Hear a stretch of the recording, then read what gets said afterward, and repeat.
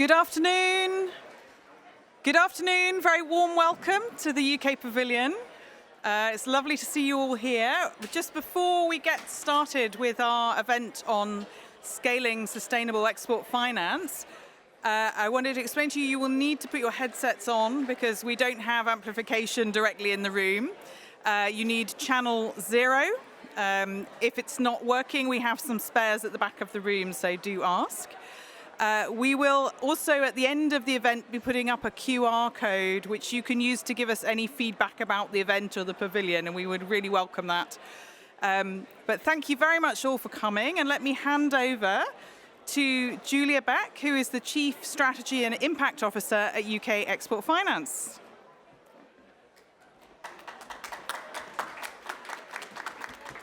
Thank you so much, everyone, for joining today, and to everybody who's tuned in online as well. We are here to talk about how the financial system can work together to scale up export finance and deliver sustainable infrastructure in emerging and developing economies. I'm absolutely delighted to be introducing a wonderful panel to explore this topic. So Marianne Sondergaard Jensen from the Danish ECA and chair of the OECD ECA Participants Group. We have Stephen Wambura from the East African Development Bank. Please come take a seat. John Merton from Standard Chartered. And El Haji Ibrahima Chow from Afrexim Bank. And then joining us online, I hope, we have Obi Banda from ATD. So everybody has been talking about finance this week and will continue to do so over the coming days of this COP. Achieving the Sustainable Development Goals and the objectives of the Paris Agreement is going to require an increase of climate finance from all sources, and export credit agencies can play a really, really important role in developing and delivering clean growth and climate adaptation infrastructure in emerging markets and developing economies. The export credit industry is hugely influential globally, with around $190 billion in finance in 2023. But only 20-odd billion of that went to renewable energy. So scaling climate finance from ECAs to address development goals and the clean energy transition finance gap can help bridge that gap. But this finance also needs to respond to deliver countries' own priorities for sustainable developments. So if we're going to have the biggest impact, we need strong partnerships with borrower countries and with the broader financial system in order to achieve it. So export credit agencies inherently deliver in partnerships. So we crowd in private finance by using the strength of public balance sheets. We respond to demand, and we deliver finance with embedded high standards for debt sustainability and ESG. So it's a really, really powerful tool. But we need to do better to coordinate with other financial institutions, including multilateral development banks and the private sector, to support greater flows of export finance globally. So at UKEF, we're really, really proud to have launched our sustainability strategy for the period 2024 to 2029, which puts partnerships absolutely at its core. And our objectives through those partnerships are to deliver more projects in clean growth sectors and emerging markets and developing economies. I know that partnership building with the financial system and national governments, turning to my panel now, is a central part of EADB's approach as well. So, Stephen, I'd like to bring you in first. Can you give your reflections on what makes a good partnership between financial institutions, both public and private, and with national governments? Thank you for the opportunity to have the bank participating in this wonderful discussion, but also for inviting me. A good partnership between private sector, public sector need to be the one that addresses the need of a specific country. And I'll go directly to cite some examples. Increasingly in our region, we have been seen an increasing understanding and acknowledgement by the government to work with the private sector. You would see, be it a renewable energy, be it an infrastructure project, being implemented in a partnership between both public and private sector. So the understanding of what is expected in the government makes a reason why the public and private sector can work together. And we have been seeing that throughout our working with the government, throughout our working with the private sector. And I'll cite a good example in Tanzania, for instance, where we have electrified SGR, standard gauge railway. This is a public project funded where the government borrowed as a sovereign borrower. But in terms of implementing that particular project, you would see a lot of private sector coming in. So they bring in the efficiency, they bring in the innovativeness. We have seen the likes of Yapi Mackenzie, which is a private entity, in an international one. But I've seen the local private sector also coming in to implement those projects that are meant to be more of the public and more of the national interest. That clearly shows that the commitment and willingness of the government to work with the private sector. Yeah. So it's absolutely brilliant to hear about a really kind of tangible example of where it's working well. And you will have a lot of experience, real sort of world experience of delivering these kinds of projects in partnership with your sort of member governments. Are there any pieces of advice or lessons learned that you would share with export credit agencies, which are perhaps slightly less experienced in delivering these kinds of partnerships, in order to make sure that we are delivering the most impact that we can? One of the big lessons is that you need to appreciate that private sector ordinarily are fast, they're more innovative, they're more efficient. But also of these days, you have also seen some of the governments, particularly in our region, where they're also moving into being more entrepreneurial and more enterprising, in the sense that they're also embracing the innovativeness, they're embracing the efficiency on doing whatever they are doing. So the partnership, whenever there is a partnership between a public and a private sector, the delivery of those projects has been seen to be fast. The cost overrun in most cases is not that much, because private sector will do a thorough work when they're engaging with the government, unlike the government.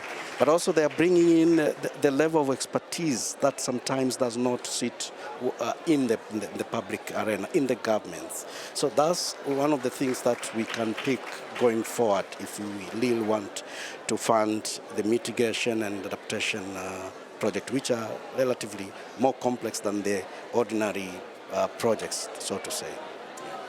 Thank you very much, Stephen. And I think that's a perfect opportunity to bring in John. Now, you were a key architect of the Clean Energy Transition Partnership at COP26, and you're now driving this agenda at Standard Chartered Bank from the other side of the fence, as it were. What are your reflections on Stephen's comments on partnership building between various actors in the financial system to support those kinds of projects? Thanks. Can just check everyone can hear me. Thanks very much. And just for anyone who's not familiar with Standard Chartered, we're a global top 50 bank that is headquartered and regulated in the UK, but unusually 80% of our revenue comes from Asia, Middle East, Africa. So we're essentially an emerging markets bank that's based in London, and we have no retail presence in the UK, so most Brits only know us because we sponsor Liverpool Football Club. So apologies to Manchester City fans. The sort of partnerships that have been described are really important in the markets where we work. As I mentioned, we're UK regulated. Anything we do in an emerging market, we have to put far more capital against in order to lend into an emerging market than would be the case for any lending into France or Sweden or what have you, as a result of the Basel kind of regulations and the regulatory system that flows from that. So that regulatory system that was set up to ensure financial stability in light of the in the wake of the financial crisis 2007-2008 actually now is potentially an impediment to mobilizing the sort of investment that we require into emerging markets in order to solve for the climate goals. Because if you look at the investment gap broadly speaking, there's reasonable sums of investment going into the green economy in Europe and in North America. There's reasonable sums going into China. But emerging markets outside of China, there's a huge shortfall between the amount of investment that's required to meet the SDGs and the amount that's actually going in, and the regulatory environment does little to help that in some ways. And therefore, partnerships between public and private are hugely important in order to be able to mobilize those funds.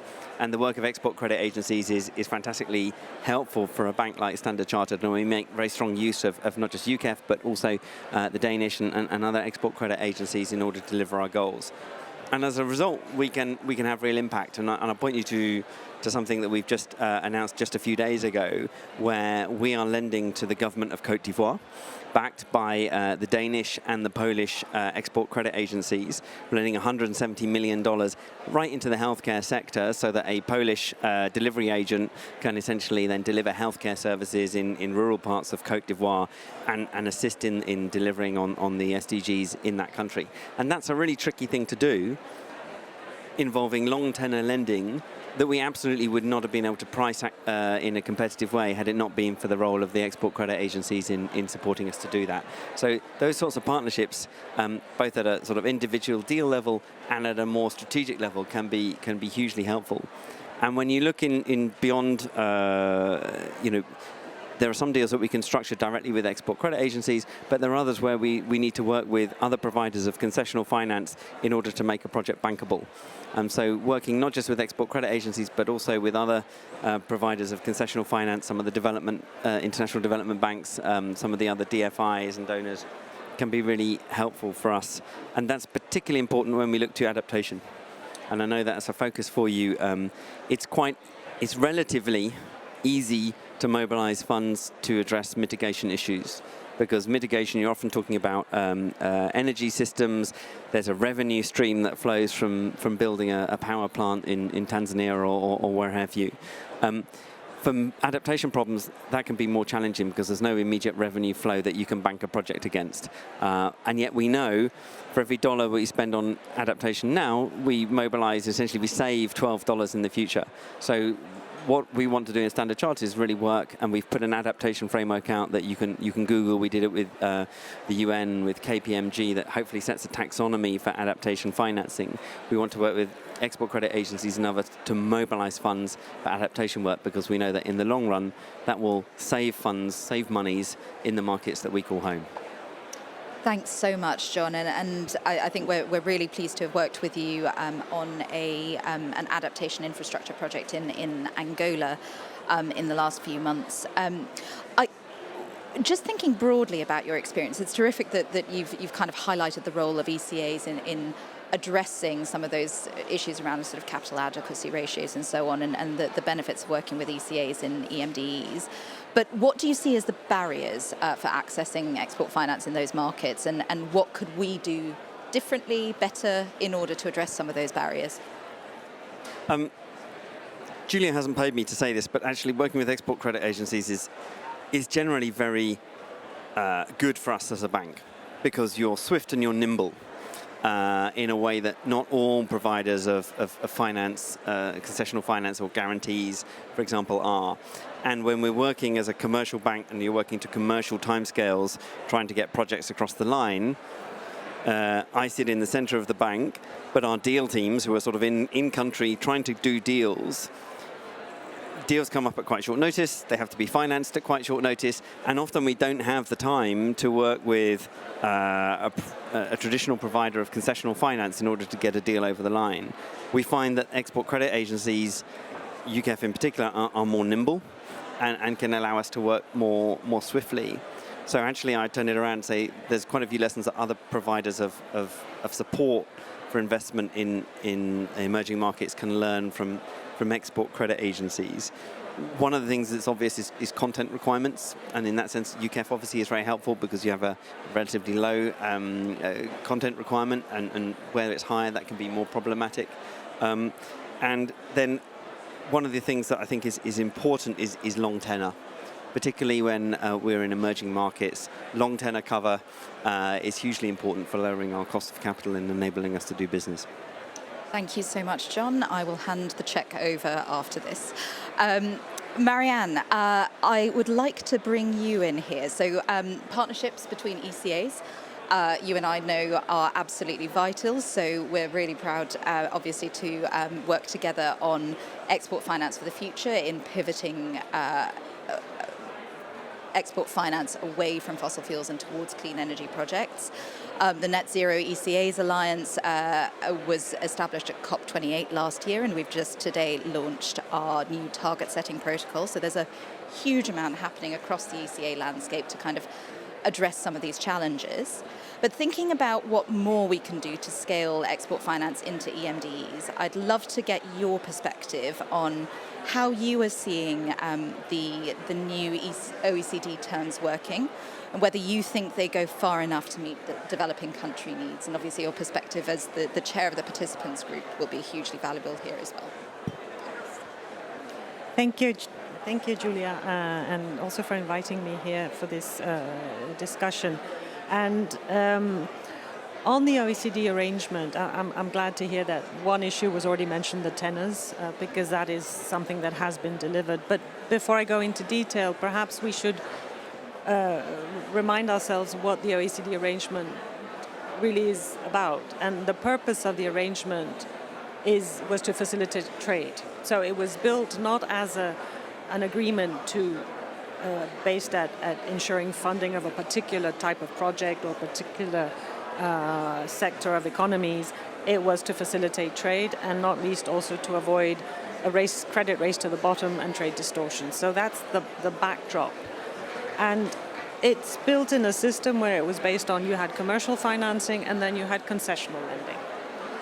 So to your question, is it enough on climate issues in developing countries? Perhaps not, but if you take what has been changed now, is in the commercial part of the arrangement. And we have delivered on the longer tenors, and as mentioned, I'm glad to see that they are proving useful.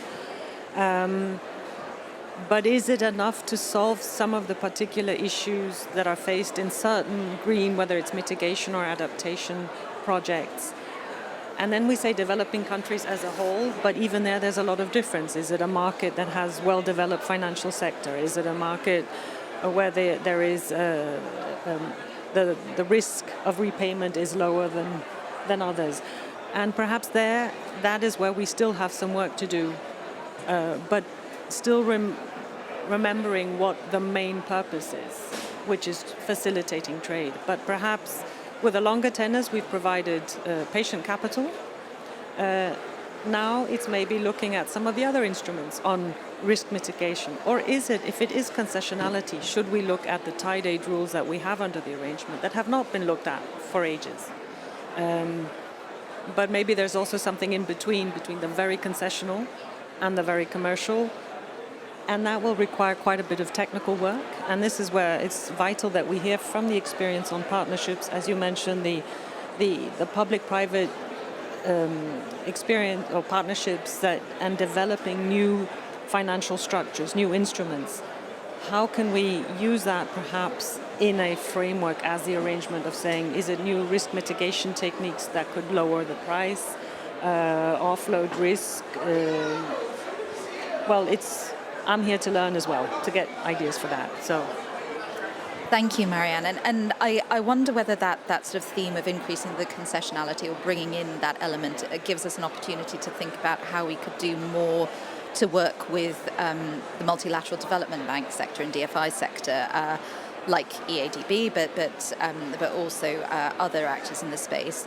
What do you see as the current barriers for collaboration with those kinds of institutions, and how do you think that we can work together to sort of overcome those? Well, I would say that this discussion, the first time I had this was 10 years ago, and compared to that, we're in a much better place because 10 years ago, ECAs weren't even seen as a possible partner, and just the whole understanding that an ECA can finance a project and still provide impact, even though the reason we're there may be our national content. Thank you. So I would say one of the barriers is slowly disappearing. The fact that you can work together regardless of your mandate, as long as you abide by the same ESG standards, have the same impact goals, etc. But it's still there. So I would say that there are so many experts trying to find solutions, and if I may take the example of what we see happening on delivering solutions to the Ukraine effort. There you have the political will, but political will on both sides. Also the recipient country, the buyers, as well as the providers, and it's one set of problems. So if we learn from that of saying, one, you need to find the political will on both sides, but then perhaps also a focus, and again, not say we have to find one solution for all developing countries, because then we will never get anywhere, because they may be very different, as I mentioned. So, and there the MDBs have expertise, but they also have their own mandates of having to have an equal access for all. And I think I don't have any solution except more technical work on this, and as long as there's a will, I hope there's a way. And I think it's great to get your reflections on the kind of cultural progress that we've made as institutions and as sort of ecosystems in sort of looking for those opportunities to work together. I think it's probably, I mean, you mentioned 10 years, but if we think about the kind of the blended finance space, I think it's probably fair to say that across the board, we perhaps haven't been as quick to identify blended solutions and really design and bring those to the market as we perhaps could have been. But I know that you talked about innovation. I know that IFO have recently worked on a sort of PPA structure. I'd love to hear more about that, and also whether you think that there are other models that we should be exploring in order to use our sort of our risk appetite a little bit more differently to deliver these kinds of solutions. Well, on the PPA structure, it's relatively simple. The experience we had was in Senegal, where we had a PPA structure on a wind farm. It worked. That's all I can say. It made it possible for us to provide the guarantee, and there was a good collaboration. But it was also a lower risk country, so it depends, as I mentioned, on the recipient country. If you can find that collaboration with the partner country, then it works.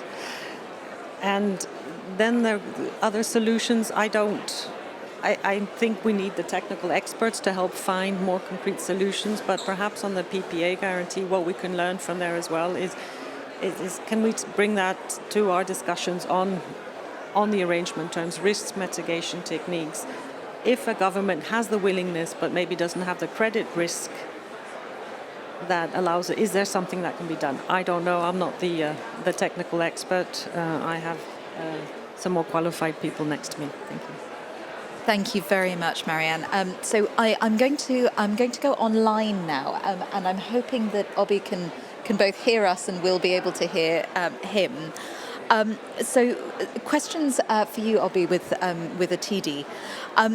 What's your perspective on delivering those kind of innovative financing mechanisms, and particularly how you've worked in partnership in order to do that for enabling renewables and clean growth transactions? So if you could set out a little bit about your offer and how that's evolving to meet this challenge, we'd love to hear that. Sure, thank you. First of all, can you hear me? All right, great. I think a lot of it has been well covered by Marianne and John, and I'll speak a bit more towards that. So for those not familiar with TD as an organization, we're multilateral that's headquartered out of Nairobi, owned largely by African governments, but some institutional shareholders, including UKEF and other ECAs as well. In terms of what we do, we provide political risk and trade credit insurance. So in terms of the perspective we have on innovative finance, I'll start with the remarks that John highlighted earlier, where you have commercial banks looking to do business on the African continent. But one of the challenges that we have is getting the right de-risking instruments to work for them. Now, of course, you can get that from ECAs, from multilaterals, from the private market. And what we've done well as a TD is identifying the role we can play within that value chain. So to having worked with Standard Bank, I think on a transaction in Angola for the Bitter Water project, one way that innovative financing worked there is where you have first loss guarantees from the World Bank, second loss guarantees from a TD, then being combined to make it easier for commercial banks to come into these deals and provide financing. And we are hoping we can do a lot more of that in other sectors as well. Coming to the energy sector, one thing that we've done is creating a blended instrument. Now, to move back a little bit, remember, as a multilateral, we are rated. As a multilateral, we're a preferred creditor. So whenever we're doing deals, one of the concerns that we have, of course, is we want to have as much development impact as possible. But we also have to protect our credit rating. We have to protect the investment that our shareholders have made. And the way we found is effective in doing that is raising first loss capital from donor partners. At the moment, we receive that from KfW and NORAD. We then complement that with second loss guarantees from a TD. This blended instrument is then made available to IPPs that sign power purchase agreements in some of the more challenging jurisdictions. So this particular instrument, the Regional Liquidity Support Facility, is a product we've offered in Burundi, in Malawi, in Kenya, and we expect to do so in markets such as Ethiopia, Cote d'Ivoire, and Benin going forward. So it's an instrument that works well, that is quite effective, and we think it's an area where it shows how collaboration can be a very effective way of raising private capital, because investors are keen in doing these deals, but there'll always be concerns about risk. There'll always be concerns about whether they can get capital relief from the instrument. There'll be concerns about tenor. So when you combine the multilateral approach, so we bring the rating, we bring the shareholding of the government to the table. A private entity brings the commercial approach. An ECA brings the commercial approach and the huge balance sheet that ECAs have, courtesy of the government. And when you combine these with lenders like Standard Chartered Bank, with lenders that are very active on the continent, you can get financing at scale, and you can get financing that can be replicated. So that's what we've been able to do so far, and that's the area that we are hoping to focus on going forward. Thank you so much, Abi. That's an absolutely terrific example. Are there any particularly sort of striking opportunities or gaps that you see in what the finance sector is currently covering, what it's able to cover, and where the offer is? So John has already mentioned adaptation as one of the areas that we should be focusing more on, but I'd love to get your reflections on where we need to be focusing our efforts. Sure. So there's an area that has received a lot of financing and support, and that is access to energy. So there's a lot of success stories, and with a bias on the African continent, I'll speak toward that particular market. There's a lot of appetite to finance these kind of transactions. But truth be told, in spite of the success we've had, you still have nearly 700 million people without access to power across the continent. So there's need for additional financing in that space. There's need for additional financing in making sure that the entire value chain in energy access has sufficient support. So you're talking about transmission infrastructure, distribution infrastructure. Then outside of energy, one area that we see as in need of similar support is in the water space. So we worked with the World Bank, Stanchart, other lenders in Angola, and we do hope we can have other opportunities to support similar large-scale private sector-led financing for water infrastructure, which historically has been funded by governments exclusively. And with governments having challenges either with fiscal space or simply capacity to deliver these projects, private sector funding can then go a bit more into that space. So energy access, the entire value chain in the energy sector, particularly transmission and the water space, I think that's probably areas where private sector financing supported by blended guarantees can be very helpful. Thank you. And one final question from me is around the role of insurance. So we had a question in the last panel about how the insurance sector can play a bigger role in bridging that finance gap, particularly around sort of de-risking some of the projects. I think there's been a lot of focus, of course, on direct funding, so liquidity. There's been a lot of focus increasingly recently on the role of guarantees. Do you have any thoughts on how we can kind of bring the insurance sector and the insurance offering more into this space? Sure. So I think it's very difficult to separate the guarantee space from the insurance space. Of course, there's differences in terms of what the products do, but it's also a case of being more innovative and being more open-minded. So when you look at what Standard Chartered Bank, because we have John on the call, on the panel, is looking for, what they are looking for is a product that provides them capital relief from an organization that is well rated for pricing that is acceptable. So as an insurance provider, it's a case of how close can I get to what the client is looking for. I may not be able to provide a guarantee instrument, but how close can I get to ensure that the requirements of the bank from a regulatory perspective are addressed by my insurance product? That's the first point. The second one is to see who else can I bring to the transaction? So you have Afreximbank, you have AFDB, you have a TD who provide guarantees. We do so on the back of reinsurance support, mainly out of Lloyd's of London and the European market. So what we then tend to do is we come to the client as Stanchart. I can help you structure this particular solution, and then I can go into the market and make sure I can sell that particular product to additional investors to come on board. So of our portfolio of about $10 billion at the end of 2023 as an organization, around 80% of that is reinsured. So it's a case of using what works and making sure you bring more parties on board. And one way that multilaterals can take the lead, because other organizations can take a bit of comfort coming behind an ATD, an Afreximbank, an AFDB. So I think that's the way, being open-minded and flexible and trying to make sure you bring the right stakeholders on board at all times. Thank you so much. Ibrahim. Oh, John, did you want to come in? I really don't want to come in on ahead of Ibrahim, but I just wanted to underline 2 points that Obi said because they're so important. Firstly is not all guarantees are equal, and it's guarantees that give us capital relief and have regulatory capacity to give us capital relief. That's hugely important. Otherwise, they don't have the same impact on our capacity to price. And the second thing that he said, which is hugely important, is that guarantees must be or at least elements of them must be transferable, so that we can recycle assets and make more deals, essentially, because it's that velocity of deal making that makes these projects essentially interesting for us, not what we get from holding them for a long period. And that also then enables investors who don't have the capacity to make the deals to get exposure to those asset classes, and pension funds and others want exposure to asset classes like this. So that capacity to pass the guarantee down, or at least elements of it down, is hugely important. So sorry, I didn't want to come ahead of Al-Hajdi, but I thought Obi made a really important couple of points. And that's, it's super helpful to underline those. So, Ibrahima, how do you see the opportunities to work together to bridge the finance gap whilst supporting Africa's industrialization? And again, what do you see as the opportunities that have the biggest untapped growth potential? Thank you very much. First of all, I would like to thank you for inviting Afreximbank in this wonderful forum.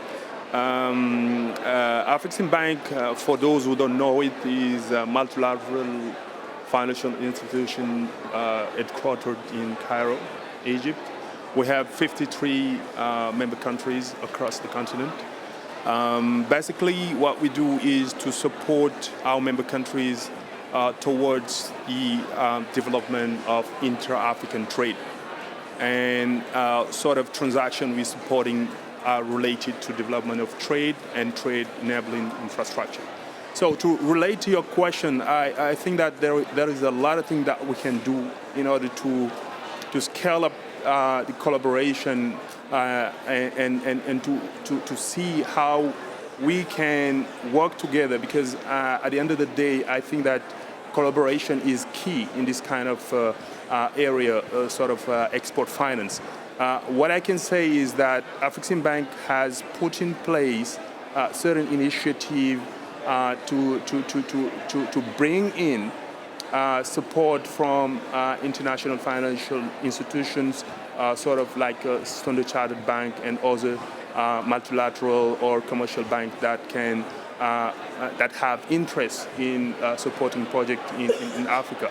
And I think that there is a lot of things to be done in terms of like export finance, but also in terms of bridging the gap when it comes to climate finance. Because what we have noticed is that we need almost 1.6 trillion US dollar to attain the SDG toward to 2050. This means that export finance, climate finance are tremendously needed to support the growth and the development of the continent. And toward those initiatives, Afreximbank has spearheaded certain initiatives such as the constitutional finance window that we have set up recently in such a way that we can also help those countries that are our members to bring in financing and to address those issues related to climate finance. And what I can say to just finish this point is that each dollar invested in climate finance with export credit agencies or any other partners can scale up and bring in $2 to $10 as a kind of like yield for supporting the continent. This is something that I wanted to say on that point. Thank you. And just to underscore what you were saying there about the scale up that we're going to need in order to deliver the transition, the IEA was presenting some figures in the previous session where they were talking about a more than six-fold requirement to increase investment into EMDEs ahead of 2035 in order to deliver transition objectives. You, as you mentioned, AfriXim works across a very diverse continent. So how important is it to take a holistic approach that really sort of targets the local context in order to make sure that you're successfully delivering projects and delivering that finance? And are there any lessons that you could share with the rest of us? Marianne has already talked about the importance of kind of taking account of that local context. So any sort of thoughts on how we can do that better? Yes, absolutely. I think that, the risk perception working with African continent or countries in the continent has to really take a paradigm shift from our perspective. As a multilateral, we think that the knowledge we get on the market give us a hedge in terms of like bringing cooperation with other partners. Because the way we perceive the risk on the continent is pretty much different with respect to other partners elsewhere can perceive it. That's why I think that from a local market perspective, what we have brought in is structures that allow financiers to come in supporting projects. Just to address one of the points that was raised is like, because we have a preferred creditor status and investment grade rating, what we have come up with is like, we work with export credit agencies, international banks, toward a two-step loan structure, whereby AfriXim Bank propose is rating, and the financial are taking the risk of AfriXim Bank in a first leg, and in the second leg, AfriXim Bank on lend the proceed of the financing to the member country. Why we're doing that? The reason being is that from the ECA and from the commercial bank perspective, they will like to take the risk of AfriXim Bank as a multilateral. And in terms of like pricing, we get a sort of like cost effectiveness, because member countries, most of the time, they're looking for constitutional financing. And if the commercial bank has to go directly to finance the member country, maybe the risk will be high, so the pricing will be high. At the end of the day, it wouldn't be cost effective to do the transaction. So AfriXim Bank is taking the lead, providing its rating as a bank, and take the money and on lending to the member country. This is one of the structure that we are putting in place. The second one is in the route of the guarantee.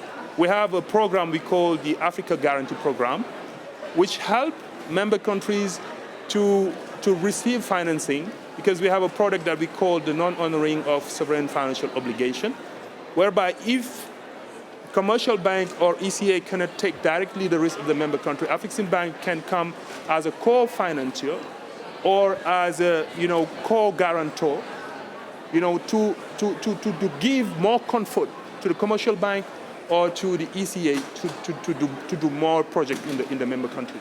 I think those kind of initiatives really give us facilities and support to do more projects towards the attainment of the Sustainable Development Goal.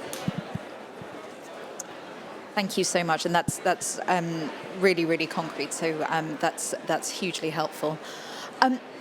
I would like to come to the floor for any questions that you might want to ask of our panelists. So are there any questions or comments or observations from the audience? Always.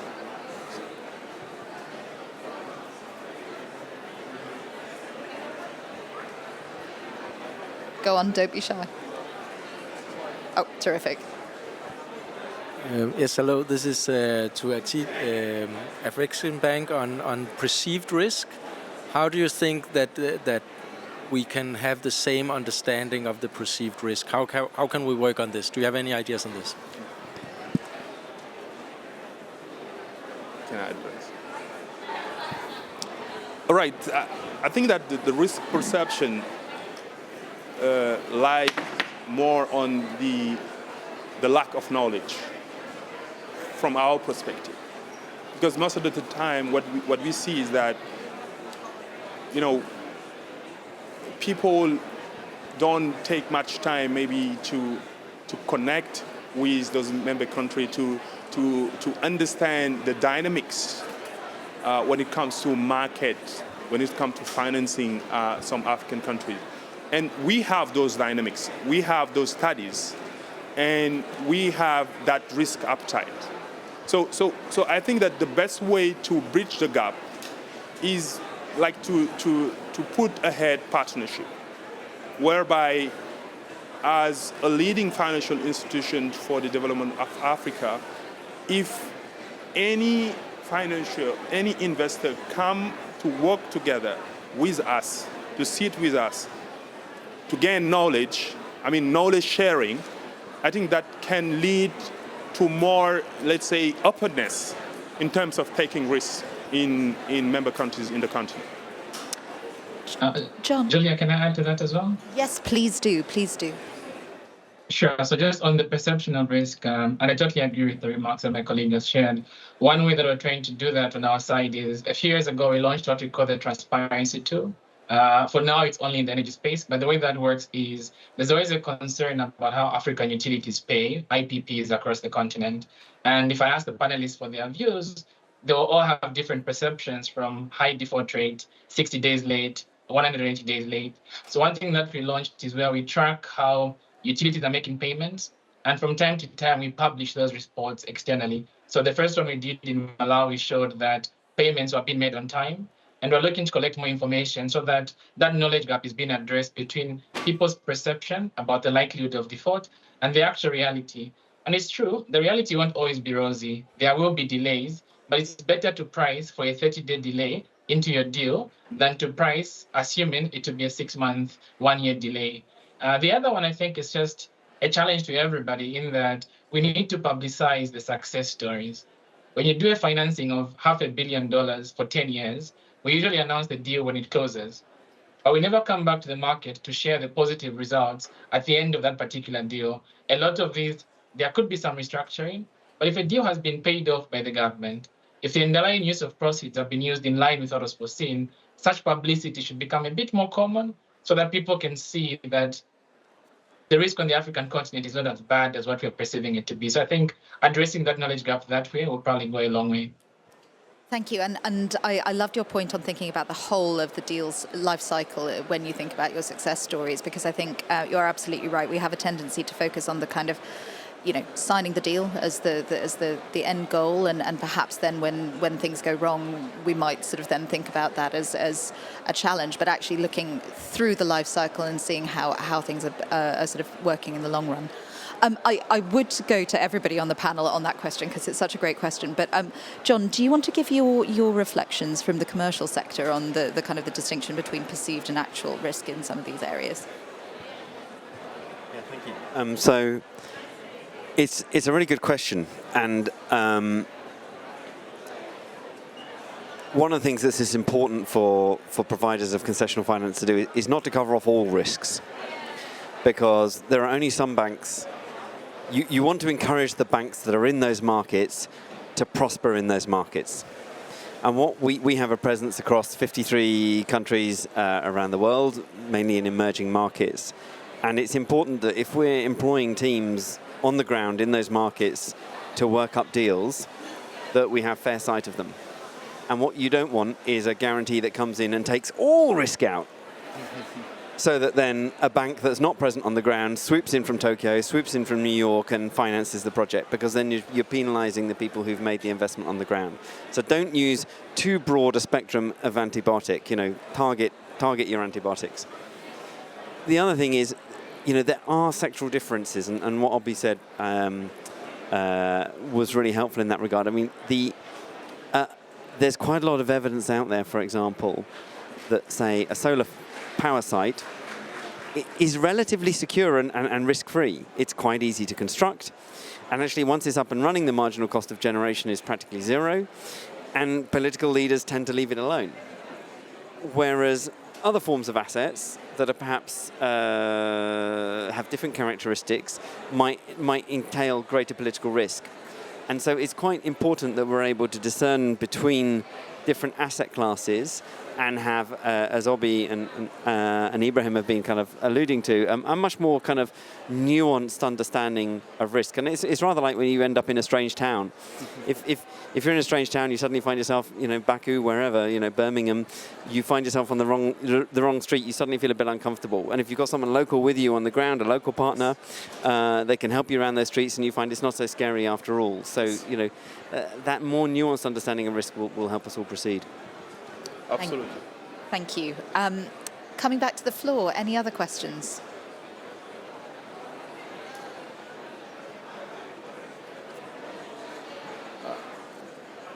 No? Okay. So I think just a final one from me, which is around, you've all been at this COP for a couple of days, and we'll be seeing sort of how some of those conversations around finance and ambition and the need for finance in order to scale up action to deliver that ambition are shaping up. And obviously this has been a really, really helpful conversation in terms of kind of fleshing out what that might mean for some of the areas that are not the immediate kind of climate finance focus. What would you say is your key takeaway from this COP? And I'm going to start with you, Marianne, since you're first in line. So a fairly succinct sort of final closing reflection from each of you, please. Well, it's my first day here, so I can reflect on this panel and the NZECA launch. But I think clearly the last comment, nuancing of risk and working on that, we still have some work to do. And that's what I'll take with me from here. I think from the COP29, the emphasis has been on having the private sector taking the lead in the financing of the climate mitigation and adaptation. And I think that's my take-home. Thank you. For me, what's really clear after attending a number of COPs is we're all aware of the difficult political environment in which we're now operating, and you just read a newspaper, you can see the context in which COP29 is happening. More than ever, therefore, we need to demonstrate that we actually live what we believe. We're all standing on these panels saying solar coupled with battery is cheaper than coal, that renewables are cheaper than hydrocarbons. We've got to now really demonstrate that that's the case and show that whether you're committed to climate action or not, this is the lowest cost pathway to drive economic growth in emerging markets. It's not an either or, it's an and we really now have to deliver on that, and we've got to get that private capital into emerging markets, and that means working with banks like my own, but also all the sort of partnerships that enable us to mobilize that capital, and be clear that if we fail to do that, we will not deliver on the Sustainable Development Goals. And the irony is it's cheaper for us to finance a solar plant in France than it is in South Africa. The solar plant in France displaces far less carbon than the solar plant in South Africa, which has got the most carbon-intensive energy system in the world. So we need help to get the finance there, because if we don't, we're all going to fail on our climate goals. Yes, for me, my my answer would be on threefold. First of all, climate change is a real big issue. When I landed into Baku, I had a chance to meet with someone, and he told me that like 10 years from now, they haven't seen the snow in this country.